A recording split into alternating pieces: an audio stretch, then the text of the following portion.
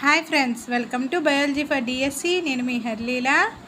Friends, ఈ వీడియోలో మనం ఇంటర్మీడియట్ మొదటి సంవత్సరం zoology text book 8th unit అయిన జీవావరణం పర్యావరణం పార్ట్ 7 వీడియోని చూద్దాం. ఈ వీడియోని చూసే ముందు మిగిలిన ప్రీవియస్ వీడియోస్ని కూడా చూడండి. వీడియోలోకి వెళ్ళే ముందు బయాలజీ ఫర్ డిఎస్సి ఛానల్ని లైక్, షేర్, సబ్స్క్రైబ్ చేయండి. Stay tuned and keep watching.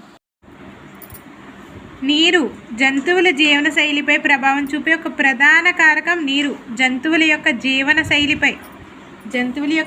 శైలిపై ప్రభావం చూపే ఒక ప్రధాన కారకం నీరు. నీరు లేనిదే జీవం నిలవలేదు. ఎడారులలో లభ్యత చాలా తక్కువగా ఉండడం వలన ప్రత్యేకమైన అనుకూలనాలను ఏర్పరచుకోవడం ద్వారా ఆ ప్రాంతాలలో నివసించడం సాధ్యమైంది. సముద్రాలు, నదులు, సరస్సులలో నివసించే జంతువులకు నీటి సంబంధ సమస్యలేవి ఉండవని అనుకోవచ్చు, కానీ ఇది నిజం కాదు. జలచర జీవులకు నీటి నాణ్యత, రసాయన సంఘటన, pH మొదలైనవి అత్యంత ప్రధానమైంది. మంచినీటి లవణగాఢత 5% కంటే తక్కువగాను, మంచినీటి యొక్క లవణగాఢత 5% కంటే తక్కువగా ఉంటుంది. సాగర నీటిలో 30 నుంచి 35% ఉంటుంది. సాగర నీటిలో 30 నుంచి 35% ఉంటుంది గాఢత. కొన్ని అధిక లవణీయత గల లాగూన్లలో 100% ఉంటుంది. మంచినీటి లవణ గాఢత ఎంత? 5% కంటే తక్కువ. 5% కంటే తక్కువగాను, సాగర నీటిలో 30 నుంచి 35% గాను. కొన్ని అధిక లవణీయత గల లాగూన్స్లో 100% ఉంటుంది.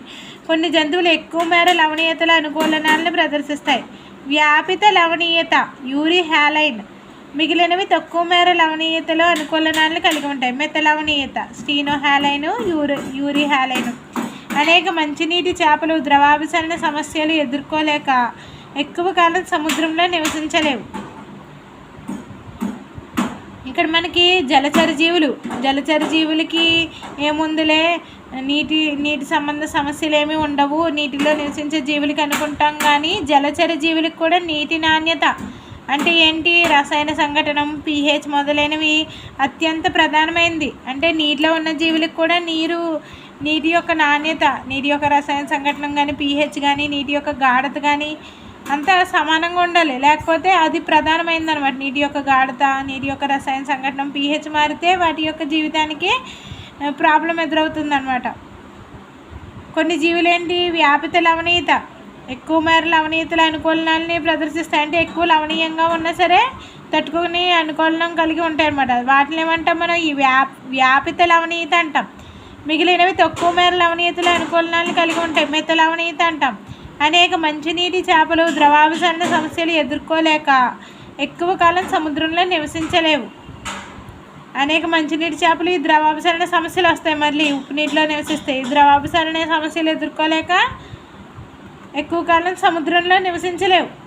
అదేవిధంగా సముద్ర చేపలు కూడా మంచినీటిలో నివసించలేవు. నీటిలో నివసించే జీవులకి నీటిలో అనుకూలనాలు ఉంటాయన్నమాట. అనుకూలనాలను ప్రదర్శించుకోవాలి అవి, లేకపోతే అక్కడ జీవనం సాగించలేవు. ఉప్పు నీటి చేపలు మంచినీటిలో జీవించలేవు, మంచినీటి చేపలు ఉప్పు నీటిలో జీవించలేవు.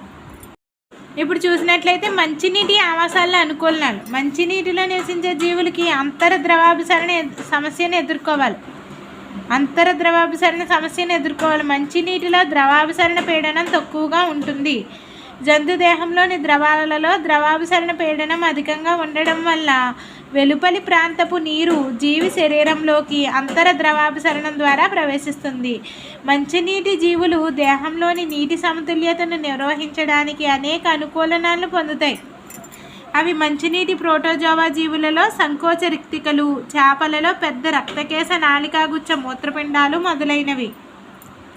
ఇక్కడ చూసినట్లయితే మనకి ఫస్ట్ నుంచి మంచినీటిలో నివసించే జంతువులు ఏ సమస్యను ఎదుర్కోవాలి? మంచినీటిలో నివసించే జీవులు ఏ సమస్యను ఎదుర్కోవాలి? అంతర ద్రవాభిసరణ సమస్యను ఎదుర్కోవాలి. మంచినీటిలో ద్రవాభిసరణ పీడనం తక్కువగా ఉంటుంది. జంతు దేహంలోని ద్రవాలలో ద్రవాభిసరణ పీడనం అధికంగా ఉంటుంది. మంచినీటిలో ఏమో ద్రవాభిసరణ పీడనం తక్కువగా ఉంటుంది.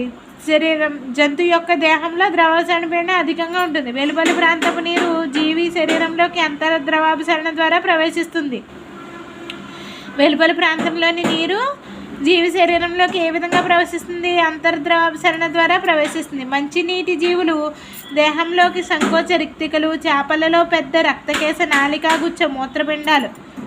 అక్కడ దేహంలో నీటి సమతుల్యతను నిర్వహించడానికి అనేక అనుకూలనాలను పొందాలి మంచినీటిలో జీవులు కూడా. మంచినీటి ప్రోటోజీవ జీవులలో మనం ఏం చూడొచ్చు? సంకోచ రిక్తికల్ని చూడొచ్చు. చేపలలో పెద్ద రక్తకేశ నాళికాగుచ్చ మూత్రపిండాలని చూడవచ్చు. ఇవి దేహం నుంచి అధిక మొత్తంలో విసర్జించే మూత్రంలో కొన్ని లవణాలను కూడా కోల్పోతాయి. దేహం నుండి కోల్పోయిన లవణాలను భర్తీ చేయడానికి మంచినీటి చేపలు వాటి మొప్పలలో లవణాలను గ్రహించే క్లోరైడ్ కణాలను కలిగి ఉన్నాయి. ఇక్కడ చూసినట్లయితే మంచినీటి చేపలలో దేహం నుంచి కోల్పోయిన లవణాలను భర్తీ చేయడానికి మంచినీటి చేపల యొక్క మొప్పలలో లవణాలను గ్రహించే క్లోరైడ్ కణాలు, క్లోరైడ్ సెల్స్ కలిగి ఉంటాయి. మంచినీటి చెరువులలో ప్రధాన సమస్య ఏమిటంటే ఎండాకాలంలో అనేక కుంటలు ఎండిపోతాయి. ఇటువంటి సమస్య నుంచి రక్షణ కోసం మంచినీటి ప్రోటిస్టా జీవులు కోశీభవన ప్రక్రియను ప్రదర్శిస్తాయి. మంచినీటి చెరువుల్లో ప్రధాన సమస్య ఏంటంటే ఎండాకాలంలో అనేక కుంటలు ఎండిపోతాయి. ఇటువంటి సమస్య నుంచి రక్షణ కోసం మంచినీటి ప్రోటిస్టా జీవులు ఏ అనుకూలాన్ని ప్రదర్శిస్తాయి? కోశీభవనం,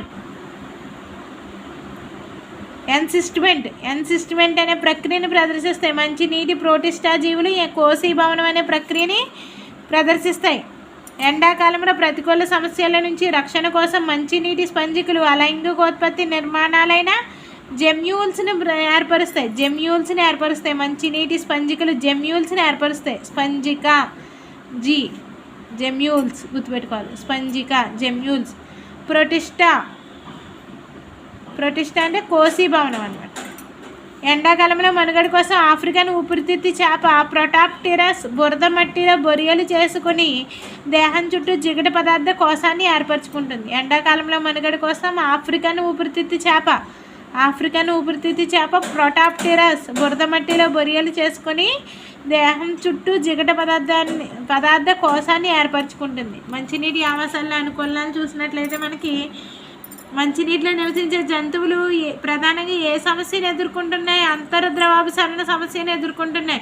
మంచినీటిలో ద్రవాభిసరణ పీడనం తక్కువగా ఉంటుంది. జంతువుల యొక్క దేహంలోనేమో ద్రవాభిసరణ పీడనం ఎక్కువగా ఉంటుంది. ఈ వెలుపలి ఉన్న నీరు అంతర్ద్రవాభిసరణం ద్వారా ప్రవేశిస్తుంది. మంచినీటి జీవులు దేహంలోని నీటి సమతుల్యతను నిర్వహించడానికి అనేక అనుకూలనాలు పొందుతాయి. అవి మంచినీటి ప్రోటోజోవా జీవుల్లో సంకోచ రిక్తికలు. ఈ ప్రోటోజోవా జీవుల్లో మనం ఏం చూడొచ్చు? అంతర్ద్రవాభిసరణ సమస్యను ఎదుర్కోవడానికి సంకోచ రిక్తికలు. చేపలలో ఏమో రక్తకేశ నాళికాగుచ్చ మూత్రపిండాలు, గ్లోమరోలర్ కిడ్నీని చూడొచ్చు మనం.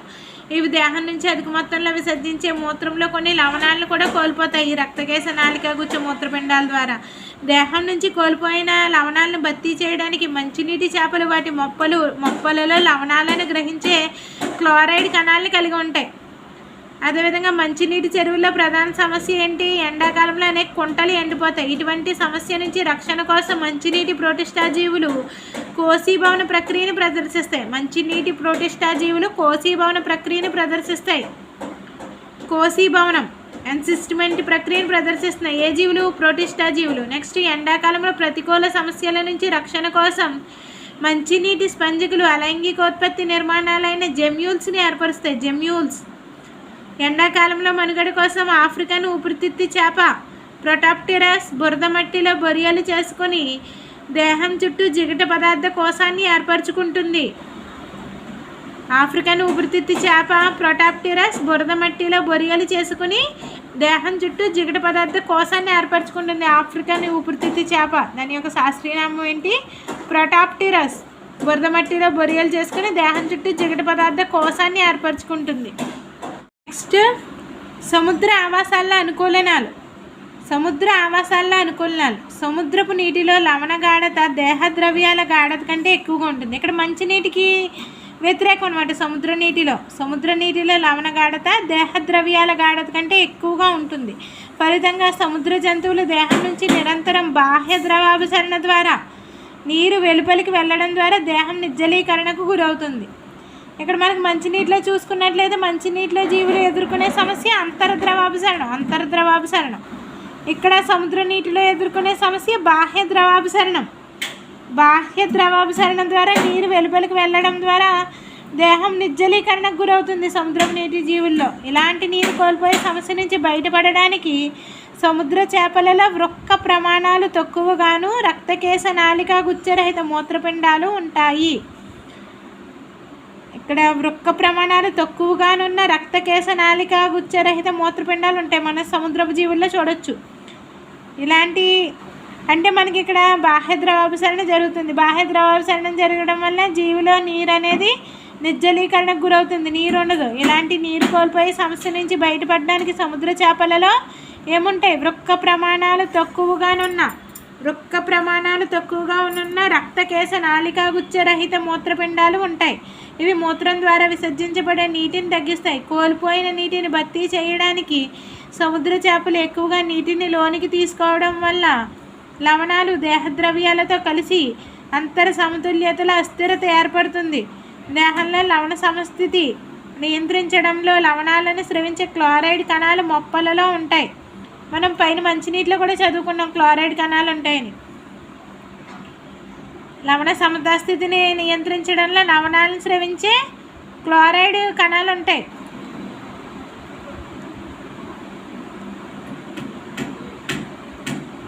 నెక్స్ట్ సాగర పక్షులైన సీ గల్స్ పెంగ్విన్ పక్షుల నాసికా నాళాల నుంచి లవణ ద్రవం చుక్కలుగా వెలువడుతుంది. తాబేళ్ల నేత్రాల సమీపంలో క్లోరైడ్ స్రవించే గ్రంథి నాళాలు తెరుచుకుని ఉంటాయి. తాబేళ్ల యొక్క నేత్రాల సమీపంలో క్లోరైడ్ స్రవించే గ్రంథి నాళాలు తెరుచుకుని ఉంటాయి. కొన్ని మృదులాస్థి చేపలలో యూరియా ట్రైమిథైల్ ఎమైన్ ఆక్సైడ్ రక్తంలో ఉండి దేహద్రవ్యాలను సాగర నీటితో సమగాఢతలో ఉంచడంలో బాహ్య ద్రవాభిసరణతో జరిగే నిర్జలీకరణ జరగకుండా ఆపుతుంది. కొన్ని మృదులాస్థి చేపల్లో ఏముంటాయి? యూరియా ఉంటుంది, ట్రైమిథైల్ ఎమైన్ ఆక్సైడ్ రక్తంలో ఉండి దేహద్రవ్యాలను సాగర నీటితో సమగాఢతలో ఉంచడంలో బాహ్య ద్రవాభిసరణతో జరిగే నిర్జలీకరణ జరగకుండా ఆపుతుంది. నెక్స్ట్ టాపిక్ నెక్స్ట్ వీడియోలో కంటిన్యూ చేద్దాం. Stay tuned. Biology for DSC.